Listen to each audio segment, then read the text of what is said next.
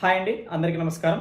2021 సంవత్సరంలో జగన్ గారు ముఖ్యమంత్రిగా ఉండగా అప్పటి మంగళగిరి ఎమ్మెల్యే ఆళ్ల రామకృష్ణారెడ్డి గారు 2016 సంవత్సరంలో చంద్రబాబు ముఖ్యమంత్రిగా తీసుకున్నటువంటి కొన్ని నిర్ణయాల వల్ల దోపిడీ జరిగింది, అందులో నేరపూరితమైన కుట్ర ఉంది అంటూ ఒక కేసు పెట్టడం జరిగింది. చంద్రబాబు గారిని మరియు అప్పటి మున్సిపల్ మరియు అర్బన్ డెవలప్మెంట్ శాఖ మంత్రిగా పనిచేసినటువంటి నారాయణ గారిని ఇద్దరిని ముద్దాయిలుగా చేరుస్తూ ఒక కేసు పెట్టడం జరిగిందనమాట. ఆ కేసుని నిన్న హైకోర్టు కొట్టేసింది.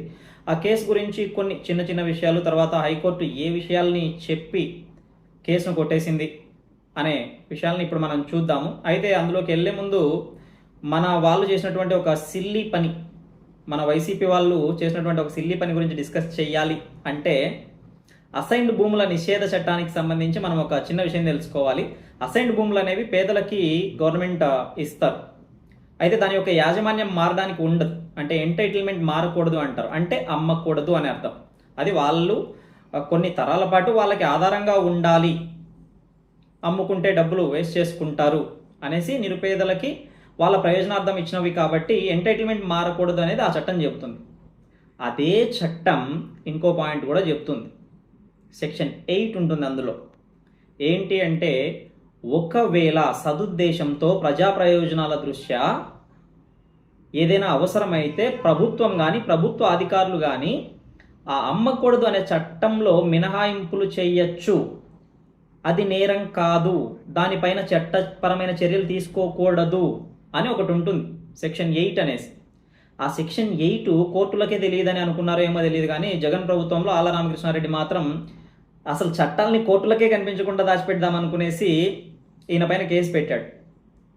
ఏ విషయం అయ్యి అంటే, సిఆర్డిఏ అంటే రాజధాని భూ సమీకరణ కోసం సిఆర్డిఏ ఒక జీవో రిలీజ్ చేసింది, జీవో నెంబర్ 41.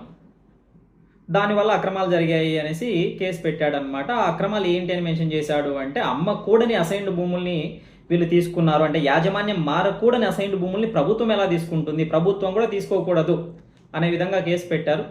అయితే ఆ కేసు గురించి మాట్లాడుతూ కోర్టు ఈయనకైతే బాగానే వాతలు పెట్టేసింది. అంటే శాసనసభ ప్రకారం సిఆర్డిఏ చట్టాన్ని తయారు చేశారు, ఆ చట్టం ప్రకారమే భూముల్ని తీసుకున్నారు. భూముల్ని తీసుకున్నది ఒక రాజధాని కోసం. రాజధాని అనేది రాష్ట్ర ప్రయోజనాలకు సంబంధించినటువంటి విషయం.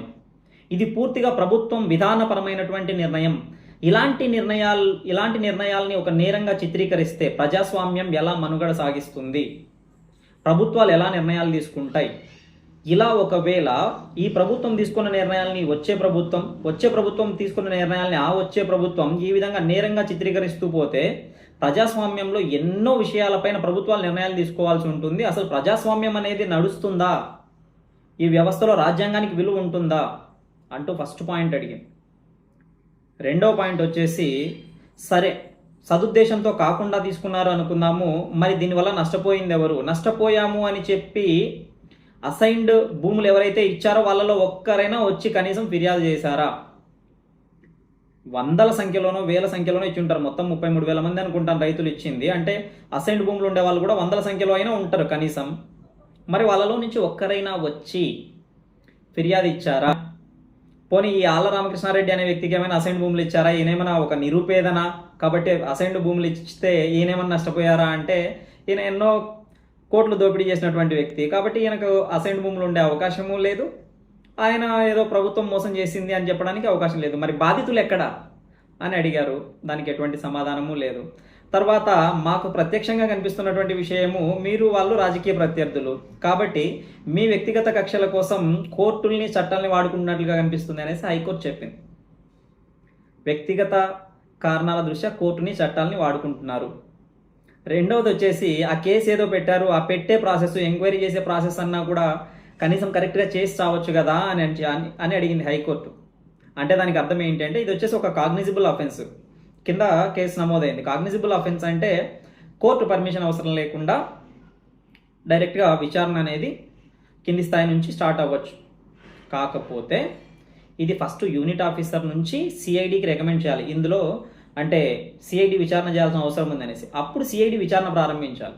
ఈయన ఇది మనదే అంటే ఇది మనదే అన్నట్టు మనము పిటిషన్ ఇవ్వగానే ఎంక్వైరీ చేసే ఎవరో ఒకరు ఆఫీసర్ ఉండి ఉంటారు. అప్పుడు డైరెక్ట్గా వెళ్ళి సిఐడి అడిషనల్ డీజీ చేతిలో కంప్లైంట్ పెట్టేశాడు. ఆయన ఆయన కూడా ఈ ప్రాసెస్ ఆయనకు మరి తెలుసో తెలియదో ఎలాంటి వాళ్ళు వ్యవస్థల్లోకి వస్తున్నారో అందుకు కారణం ఏంటో నాకు అర్థం కావట్లేదు. కానీ ఆయన డైరెక్ట్గా ఎంక్వైరీ స్టార్ట్ చేసేసాడు. అసలు ఈ ఎంక్వైరీ ప్రాసెసే చెల్లదు అనేసి కోర్టు చెప్పింది. అలాగే ఇంకో విషయాన్ని కూడా ప్రస్తావించింది. చంద్రబాబు గారి వైపు ధర్మం ఉంది, ధర్మో రక్షతి రక్షిత అనేసి, ధర్మాన్ని మనం రక్షిస్తే ధర్మం మనల్ని రక్షిస్తుంది అనేసి కొన్ని విషయాల్ని కూడా కోర్టు తన పరిధిని దాటి ఎప్పుడు మాట్లాడకూడదు. బట్ ఇన్ ద కాంటెక్స్ట్, ఇక్కడున్న కాంటెక్స్ట్లో ఆయన ఒక ప్రజా ప్రయోజనం దృష్ట్యా తీసుకున్నటువంటి నిర్ణయాన్ని మీరు ఎలా సవాల్ చేస్తారు అని చెప్పే కాంటెక్స్ట్లో ధర్మాన్ని మనం రక్షిస్తే ఆ ధర్మమే మనల్ని రక్షిస్తుంది అనేసి కోర్టు కేసు కొట్టేసింది.